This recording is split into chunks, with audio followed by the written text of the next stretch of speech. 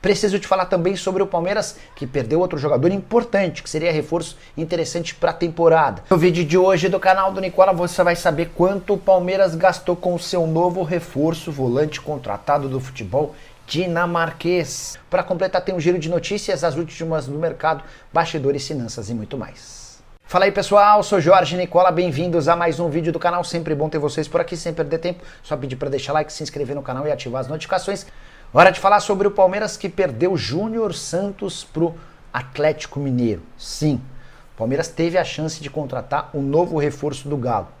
O empresário dele, o Edivaldo Ferraz, conversou por semanas com o Anderson Barros.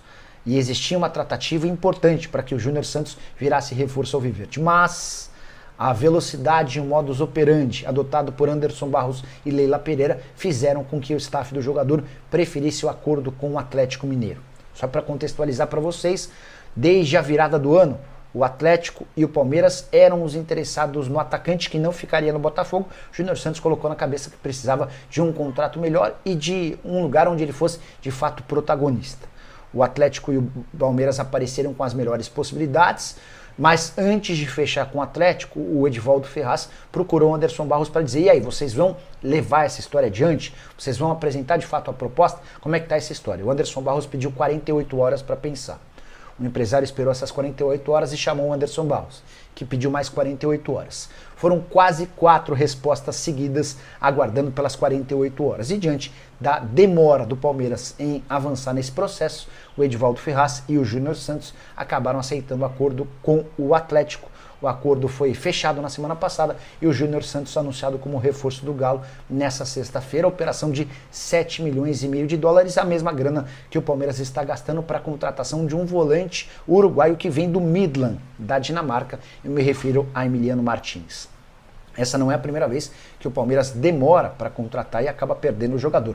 O próprio Paulinho, comprado pelo Palmeiras na virada do ano por 18 milhões de euros. Além da cessão de mais 2 atletas, Paulinho poderia ter vindo para o Palmeiras quando saiu do Bayer Leverkusen. O Atlético Mineiro e o Palmeiras disputavam o Paulinho na oportunidade, mas o Rodrigo Caetano foi mais rápido, mais ágil e mais habilidoso nas tratativas com o Paulinho e acabou fechando com o atleta.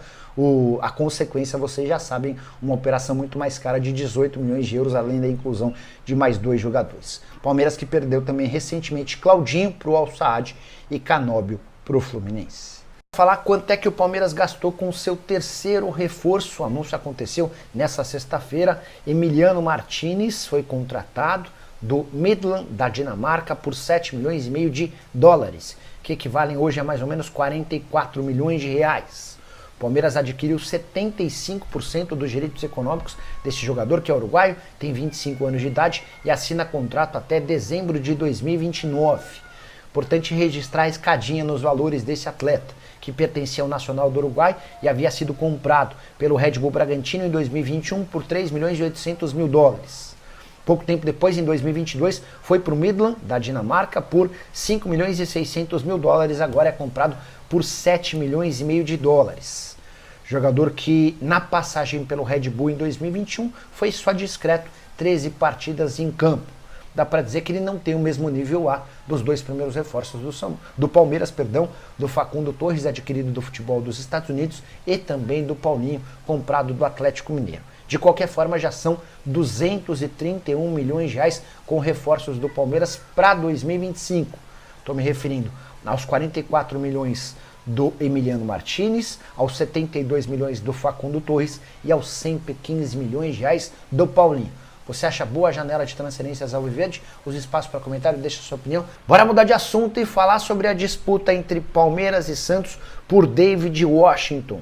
Atacante revelado no Santos e vendido para o Chelsea por 15 milhões de euros. Lá na Inglaterra ele tem bons números, mas no time sub-21 do Chelsea, na atual temporada, 13 jogos, 9 gols e 3 assistências. O David Washington quer sair do Chelsea para jogar com mais frequência por um time principal.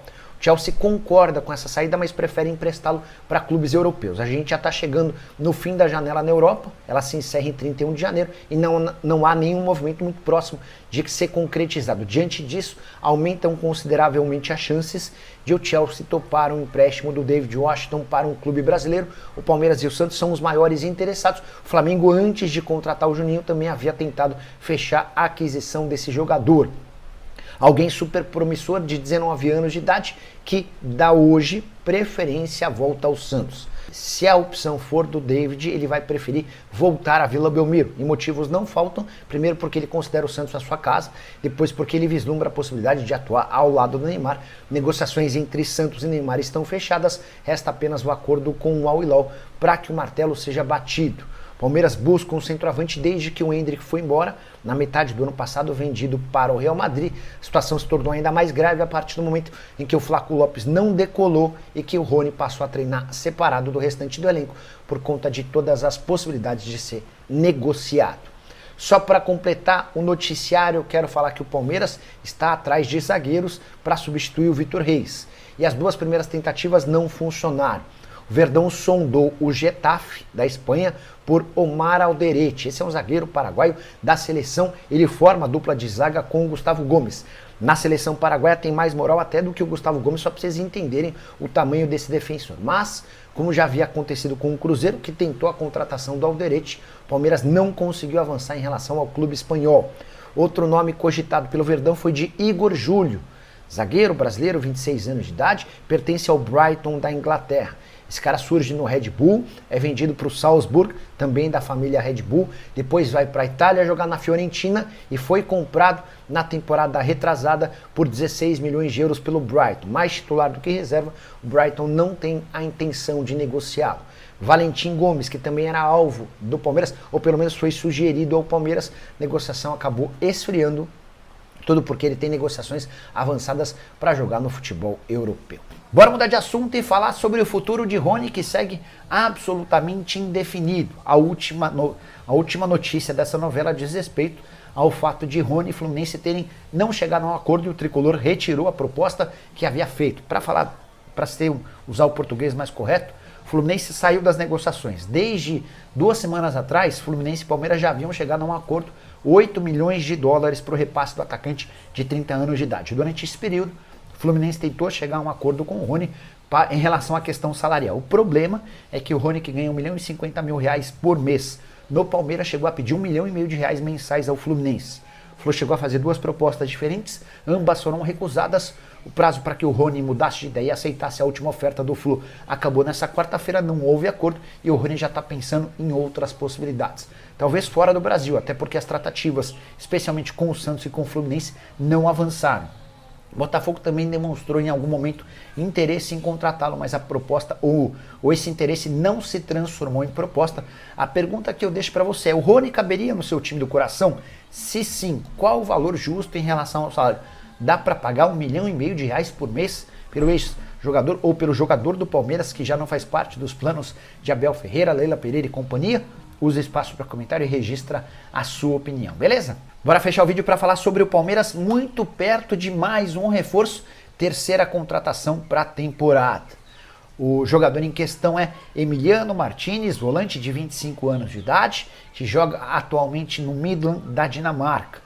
A negociação está praticamente concluída, restam apenas a realização dos exames médicos e a assinatura do contrato. As cifras do acordo entre os clubes não foi revelada, notícia contada em primeira mão pelo pessoal do nosso palestra. Só para lembrar, o Martinez surge no Nacional do Uruguai, é vendido para o Red Bull Bragantino antes de se mudar para a equipe dinamarquesa. Esse jogador chega na teoria para o lugar do Gabriel Menino. E ele, contratado, não inviabiliza a busca por um volante de mais nome, como por exemplo o Andréas Pereira ou o Vila Sante. Verdão segue em tratativas com o Fulham para fechar essa operação que pode chegar até 25 milhões de euros. Hoje pela manhã também já havia contado sobre o interesse num outro jogador de mais nome, Vinícius Souza, também conhecido na época da base do Flamengo como Vinição. Ele foi jogar no futebol espanhol e atualmente atua no Sheffield United do futebol inglês. Palmeiras que também busca um centroavante. Ouvi de uma das pessoas próximas ao David Washington de que as negociações com o Chelsea existem, não são simples, mas o Palmeiras faz esforços para que o Chelsea seja convencido a emprestar o jogador por um ano, com a expectativa de uma enorme valorização, até porque o David Washington chegaria para ser o camisa 9 do Palmeiras no Super Mundial de Clubes. E você está animado com os últimos movimentos do Palmeiras? Pensa que Leila Pereira e Anderson Barros podem mais? Não esquece de usar o espaço para comentário para responder. Também deixa seu like, se inscreve no canal e a gente volta assim que surgir notícia. Tchau!